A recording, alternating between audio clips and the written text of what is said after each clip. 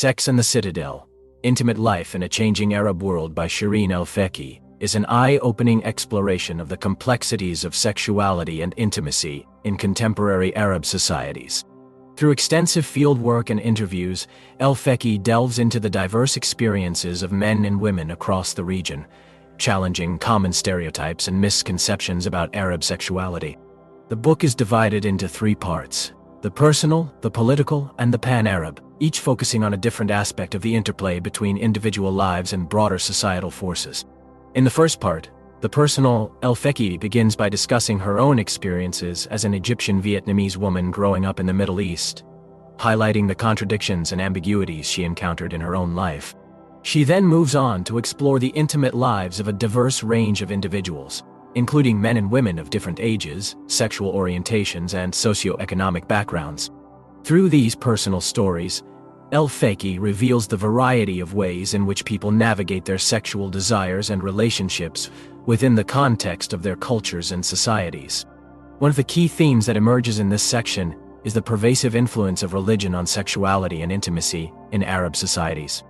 El Feki shows how religious teachings and practices shape individual attitudes and behaviors, often leading to a dichotomy between the permissive private sphere and the restrictive public sphere. For example, she discusses the widespread use of premarital sex among young people, who see it as a natural expression of their desires, but also feel the need to hide their activities from the prying eyes of their families and communities.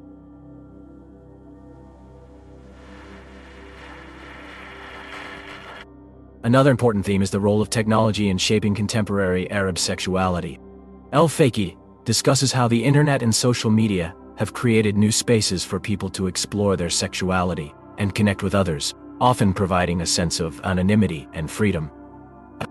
She also examines the rise of online dating and hookup apps, which have become increasingly popular in recent years, particularly among urban populations.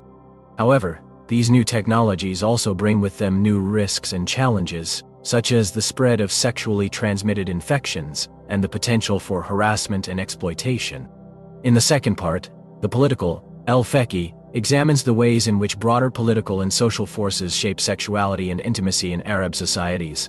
She begins by discussing the legacy of colonialism and its impact on gender relations and sexual norms. She then moves on to explore the role of politics in shaping contemporary attitudes towards sexuality, focusing on topics such as censorship, state control of reproduction, and the use of sexuality as a tool of war and oppression. One of the most striking examples of this is the Syrian conflict, which El Feki uses to illustrate the devastating effects of war on sexuality and intimacy.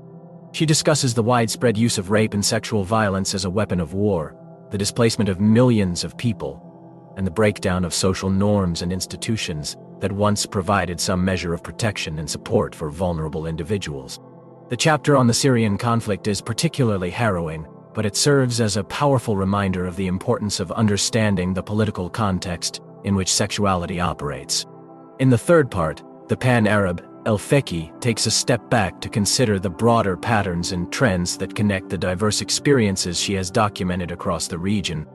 She begins by discussing the concept of Arabness and its relationship to sexuality, arguing that there is no single, uniform Arab sexual identity, but rather a complex network of intersecting identities shaped by factors such as gender, religion, ethnicity, and nationality. She then examines the ways in which globalization and modernity are reshaping sexual norms and practices throughout the Arab world, often leading to greater openness and tolerance, but also creating new tensions and conflicts. One of the most interesting aspects of this section is El Feki's discussion of the role of gender in shaping Arab sexuality. She argues that while patriarchy remains a powerful force throughout the region, there are also signs of resistance and change, particularly among younger generations. For example, she discusses the growing visibility of feminist movements and the increasing number of women who are speaking out about their sexual desires and experiences. This chapter provides a valuable counterpoint to the often held belief that Arab societies are uniformly patriarchal and hostile to women's rights. Throughout the book, El Feki makes use of a variety of methodological approaches, including participant observation, interviews, and analysis of secondary sources. Her writing style is engaging and accessible, making complex ideas and concepts easy to understand. One of the strengths of the book is its focus on individual stories, which help to humanize the issues being discussed and make them more relatable to a general audience. At the same time, El Feki never loses sight of the broader political and social context in which these stories unfold. Sex and the Citadel is an essential read for anyone interested in understanding the complexities of sexuality and intimacy in contemporary Arab societies.